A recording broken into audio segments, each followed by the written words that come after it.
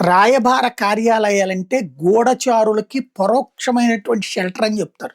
ప్రతి రాయబార కార్యాలయంలో గూడా క్లర్క్ గాను, ఆఫీస్ బాయ్ గాను, సెక్యూరిటీ గాను పనిచేసే వాళ్ళలో ఎవరో ఒకళ్ళు ఆ దేశం యొక్క నిఘా వర్గాలకు సంబంధించినోళ్ళు అయ్యుంటారు. అట్లాగే ఆ రాయబార కార్యాలయం ఏ దేశంలో ఉందో ఆ దేశంలో పనిచేసేటటువంటి తమకి సంబంధించినటువంటి ఎవరైతే గూఢచారులుంటారో వాళ్ళకి జాగ్రత్తగా తగిన వసతి ఏర్పాటు జేయడాలు, ఏమన్నా కమ్యూనికేట్ చేయడాలు ఇయన్నీ చేస్తా ఉంటారు. ఇది సహజంగా జరుగుతుంది. కోపమొచ్చినప్పుడు గొడవలు నడుస్తాయి. ఇప్పుడు బ్రిటన్ కీనును కోపాలు ఎక్కడొస్తున్నాయి అంటే బ్రిటన్‌కి, రష్యాకి కోపమొచ్చింది. రష్యాలో ఉన్నటువంటి బ్రిటన్ రాయబార కార్యాలయంకి సంబంధించినటువంటి దౌత్యవేత్తని బహిష్కరించింది రష్యా. ఏంటంటే రష్యాలో ఇప్పుడు అక్కడ కొంతమంది విదేశీ సైనికులొస్తున్నారు గదా! బ్రిటన్ సైనికులు.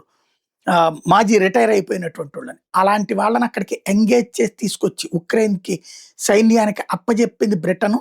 ప్లస్ రష్యా కార్యకలాపాలకు సంబంధించినటువంటి సమాచారాన్ని ఇస్తున్నారన్న పేరుతో తమ బ్రిటన్ రాయబారిని బహిష్కరించింది రష్యా. ఇప్పుడు ఆటోమేటిక్‌గా రష్యా రాయబారి మీద కూడా బ్రిటన్ ఇట్లాంటిదేదో ఒక ఆరోపణ చేసి బహిష్కరించడం. ఇవి జియో పాలిటిక్స్‌లో సహజంగా జరుగుతుండే పరిణామాలు.